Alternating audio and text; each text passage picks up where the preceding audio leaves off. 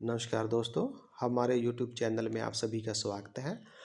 दोस्तों, आज हम आपको बताएंगे कि गवर्नमेंट के द्वारा सक्षम को जो डाटा वेरीफाई करने के लिए यानी कि जो फैमिली आईडी का डाटा है उसको वेरीफाई करने के लिए एक ऐप दी जाती है, उस ऐप का यूज़ हम कैसे करेंगे। तो दोस्तों, जितने भी हमारे सक्षम हैं हम उनको बता देना चाहते हैं कि सक्षम के द्वारा जो भी डाटा वेरीफाई किया जाएगा वो डाटा ऑथेंटिक होना बहुत ही ज़रूरी है, क्योंकि सक्षम ने अगर डाटा गलत वेरीफाई किया तो बाद में गवर्नमेंट के द्वारा इस पे सर्वे किया जाएगा, उसको जांच की जाएगी और अगर ये डाटा गलत पाया गया तो सक्षम के विरुद्ध कार्रवाई भी की जा सकती है। क्योंकि जो ये हमारा डाटा है, इसी डाटा के आधार पर हमारे हरियाणा गवर्नमेंट के द्वारा सभी योजनाओं में लोगों को बेनिफिट्स दिए जाएंगे। तो दोस्तों, चलो इस ऐप को स्टार्ट करते हैं। तो सबसे पहले आपको एक ऐप दी जाएगी जिस ऐप का नाम है सक्षम डाटा वेरिफिकेशन। तो सक्षम डाटा वेरिफिकेशन में ऐप को ओपन करने के लिए जो आपका एम्प्लॉयमेंट रोज़गार कार्यालय में जो आपने फ़ोन नंबर दिया हुआ है वो फ़ोन नंबर आपका इसमें रजिस्टर्ड होगा और उसके साथ ही आपकी आईडी लॉगिन होगी। तो इसके लिए आपको क्या करना है कि आपका जो रजिस्टर नंबर है वो यहाँ पे आप फिल करेंगे। जैसे आपने यहाँ पे जो आपका रजिस्टर नंबर है उसको फिल कीजिए और फिल करने के बाद आप जैसे नेक्स्ट पे क्लिक करेंगे तो आपके पास एक OTP आएगी। OTP को फिल करने के बाद आपकी ये ऐप ओपन हो जाएगी। तो उसके बाद हमारे पास स्क्रीन पे 4 मॉड्यूल दिखाई देंगे। तो वो मॉड्यूल कौन से होंगे? तो सबसे पहले जो हमारा मॉड्यूल होगा वो होगा कि साइन नॉट ट्रेसेबल, कि वो फैमिली आईडी जो कैंडिडेट ने फैमिली आईडी साइन तो की हुई है लेकिन वो ट्रेस नहीं हो रही है, इसी आईडी को ट्रेस करना सक्षम का काम है। जब हम इस मॉड्यूल पर क्लिक करेंगे तो हमारे पास नीचे दिए गए पिक्चर जो है वो दिखाई देगी। जैसे कि हमारे पास नीचे है, तो दोस्तों सबसे पहले हम इस पे काम करेंगे साइन नोट ट्रेसेबल। इसके बाद हमारे पास जो पिक्चर है कि आपको सक्षम को जो भी गांव अलॉट किए गए हैं वो हमारे यहाँ पे शो हो जाएंगे। जैसे ये गांव शो हो रहा है, अगर आपने ज़्यादा गांव देखने या आपको एक से ज़्यादा गांव अलॉट किए गए तो जो ये ड्रॉप डाउन मेन्यू है यहाँ पे आप क्लिक करोगे, यहाँ पे ऑप्शन आपके आ जाएंगे, उसको टिक चूज़ करना तो उनका रिकॉर्ड आपके पास आ जाएगा। अब जैसे ये जो हमारे पास फर्स्ट मॉड्यूल है साइन नोट ट्रेसेबल, कि वो फैमिली आईडी जिन पे साइन किए हुए हैं, फैमिली आईडी बनी हुई है लेकिन वो ट्रेस नहीं हो पा रही है, तो उसको आपने ट्रेस, उसकी डिटेल आपके पास आएगी, उसको आपने ट्रेस कैसे करना है। तो जैसे कि हमारे पास ये रिकॉर्ड है, हमने इसको ट्रेस कैसे करना है। तो सबसे पहले हमारे पास 2 ऑप्शन होते हैं, एक होता है ट्रेसेबल और दूसरा होता है नॉन ट्रेसेबल। तो सक्षम हम आपको बताना चाहते हैं कि आपका जो मेन प्रॉपर कार्य है वो आपने इसको ट्रेस ही करना है जहाँ तक हो सके। नॉन ट्रेस पे इतना ध्यान नहीं देना, ये नहीं कि सर मैंने एक बार गया और वहाँ पे आईडी नहीं मिली, मैंने उसको नॉन ट्रेस में डाल दिया। नहीं, वो आईडी हमने बाद में भी ट्रेस करनी है, तो इससे ज़रूरी बनता है कि आप इस आईडी को पहले ही ट्रेस करो। तो उसके लिए हमारे पास सबसे मेन ऑप्शन है जो आपका वो है ट्रेसेबल। ट्रेसेबल करने के लिए जैसे ही आप इस पर क्लिक करोगे ट्रेसेबल पर, हमारे पास जैसे 2 ऑप्शन है ट्रेसेबल नॉन ट्रेसेबल। ट्रेसेबल पर आपने क्लिक किया तो हमारा जिस आईडी को हमने ट्रेस करना है, जैसे ये हमारी आईडी है, इस आईडी को हमने ट्रेस करना है, इस आईडी पे ट्रेसेबल पर आपने क्लिक किया तो जैसे ही क्लिक करोगे तो फैमिली आईडी में जो रजिस्टर मोबाइल नंबर है उस पे OTP जाएगी और OTP डालते ही वो रिकॉर्ड आपके पास आ जाएगा। आपको वो आईडी मिल गया तो आपने वो रिकॉर्ड को वेरीफाई कर देना है, उसके बाद आपका रिकॉर्ड ट्रेस हो जाएगा। दूसरा ऑप्शन, अगर आपको वो आईडी नहीं मिलती तो आपको उसको अगर नॉन ट्रेसेबल में डालना है तो उसके लिए क्या करना पड़ेगा। जैसे नॉन ट्रेसेबल में हमने उसको डालना है तो उसके लिए हम क्या करेंगे, हमारे पास जैसे ही आप नॉन ट्रेसेबल पर यहाँ पे क्लिक करो तो क्लिक करने के बाद हमारे पास ऑप्शन शो होंगे तो ऑप्शन क्या आएंगे कि वो क्यों नहीं ट्रेस हो पा रही। पहला है कि कॉन्टैक्ट डिटेल इनकरेक्ट, कि जो उसमें कॉन्टैक्ट डिटेल है हमारा कॉन्टैक्ट नहीं हो पाया, वो गलत है। तो दूसरा हमारे पास आएगा कि एड्रेस इनकरेक्ट, कि उस फैमिली का जो एड्रेस ही गलत है। और तीसरा है कि family not found in the address, कि हम उस एड्रेस पे गए लेकिन उस एड्रेस पे वो फैमिली है ही नहीं।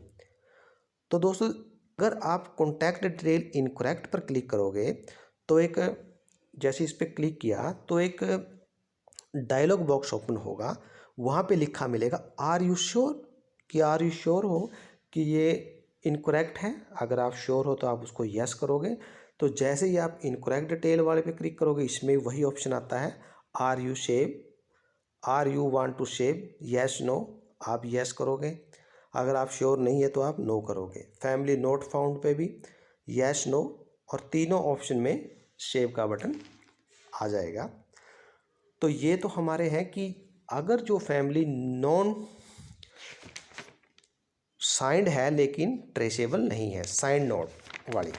उसके बाद हमारे पास दूसरा ऑप्शन आएगा, ये देखो वही सेव का आएगा हमारे पास, यस नो करेंगे तो उसके बाद हमारे पास डिटेल आए।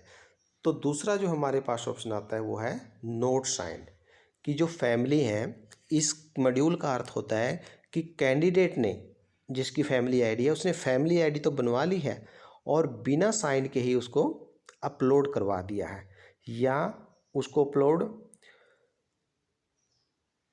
कर दिया गया है। तो इसके लिए हमें ज़रूरी है, क्योंकि जो फैमिली आईडी बने उस पे कैंडिडेट के साइन होना ज़रूरी है। तो इसको ट्रेस करने के लिए हम क्या करेंगे, तो हमारे पास वो फैमिली आ जाएंगी, ड्रॉप डाउन मेनू में भी आप ओपन करके चेक कर सकते हो। तो सारी फैमिली आ जाएंगी जिनमें डाटा, ऐसा डाटा है जो नोट साइंड है। तो जैसे हम इस फैमिली आईडी का एग्जांपल लेते हैं, तो इस फैमिली आईडी में जैसे ये सोचते हैं कि हमारे पास ये फैमिली आईडी नोट साइंड है, तो इस पे जैसे एक ऑप्शन है ट्रेसेबल, वही दूसरा ऑप्शन है नॉन ट्रेसेबल। तो ट्रेसेबल पे आप जो क्लिक करोगे, क्लिक करने के बाद तो हमारे पास तीन ऑप्शन आएंगे कि जो फैमिली नोट साइंड है उसका मतलब क्या है, क्यों नहीं है साइंड। तो उसके बाद तीन ऑप्शन जो हमारे पास आएंगे कि family migrated to other address within the state, या family migrated to other state, और फैमिली फाउंड। अगर हम फर्स्ट ऑप्शन पे क्लिक करते हैं, अगर हम इस ऑप्शन पे क्लिक करेंगे तो एक बॉक्स ओपन होगा जिसमें हमें सेलेक्ट एड्रेस के बारे में पूछा जाएगा कि वो फैमिली कहाँ पे माइग्रेट हो गई है, जो हमारी दूसरी इसी स्टेट के अंदर दूसरी डिस्ट्रिक्ट में चली गई है। तो हम सेलेक्ट न्यू एड्रेस आया है जो, सेलेक्ट उसकी डिस्ट्रिक्ट चूज करेंगे और नीचे दी गई डिस्ट्रिक्ट में से जिसमें जो family with in the state migrate है वो डालनी है। इसी तरह जो हमारा दूसरा ऑप्शन है कि family migrate to other state, तो सेकंड ऑप्शन में हमने वो स्टेट फिल करनी है जिसमें वो फैमिली माइग्रेट हो गई है, यानी कि वो फैमिली चली गई। जैसे हरियाणा है, हरियाणा से पंजाब में चली गई है, तो हमें वो स्टेट, हमारे स्टेट की लिस्ट आएगी, वो स्टेट चूज़ करनी है। और उसके बाद हमारे पास एक बॉक्स ओपन होगा आर यू सेव, कि क्या आप इसको सेव करना चाहते हैं। तो आप यस करेंगे तो वो सेव हो जाएगी। और तीसरा हमारे पास ऑप्शन होता है कि फैमिली फाउंड।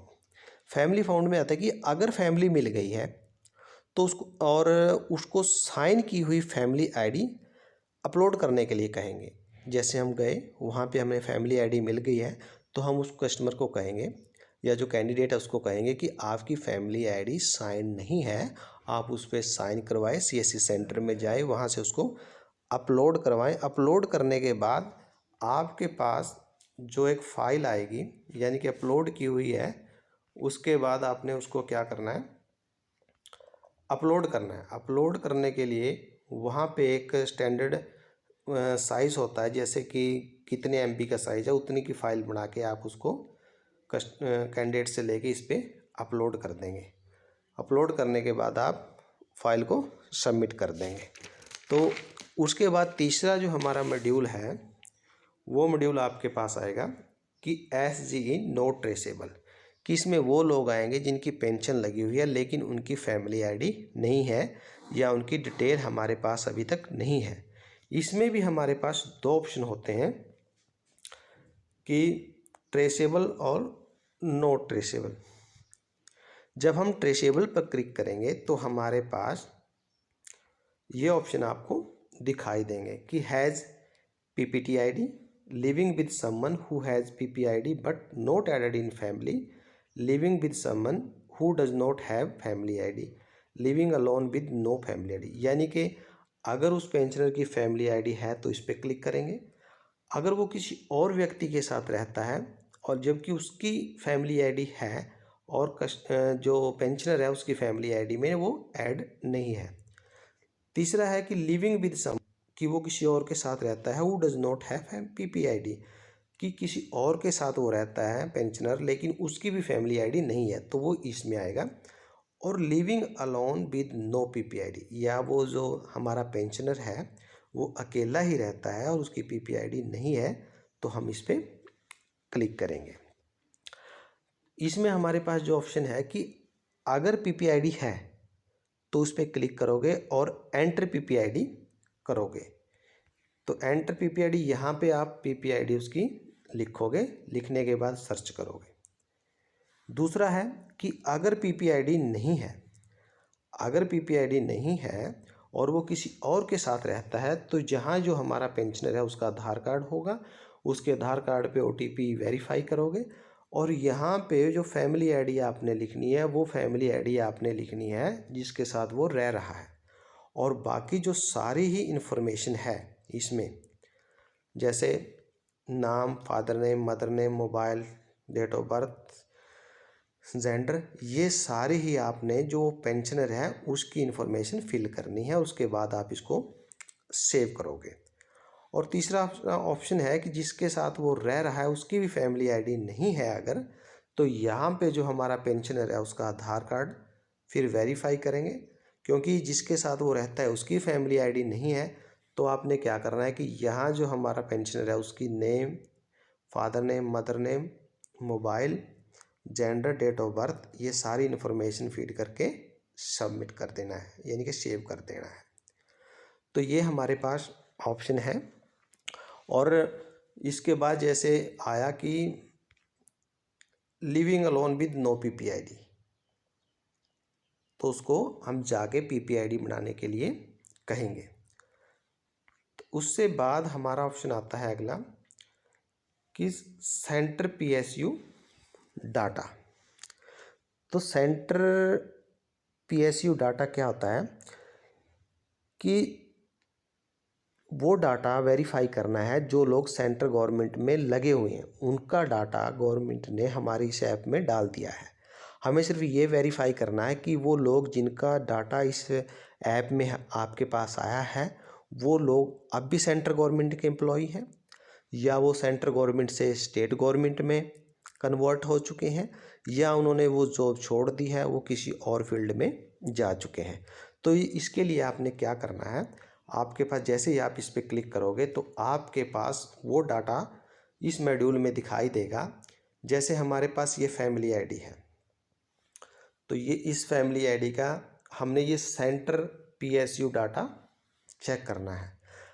इसका मतलब है कि हमारे पास ये फैमिली ID है, इसमें ये ऑक्यूपेशन दिखाया गया है कि ये व्यक्ति सेंट्रल गवर्नमेंट पे काम करता है।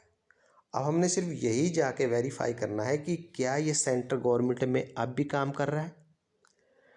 तो इसके लिए आपने क्या करना है कि जैसे ही एक वेरीफाई बटन आएगा नीचे, ये वेरीफाई है, तो वेरीफाई पे जब आप क्लिक करोगे तो हमारे पास एक बॉक्स ओपन होगा।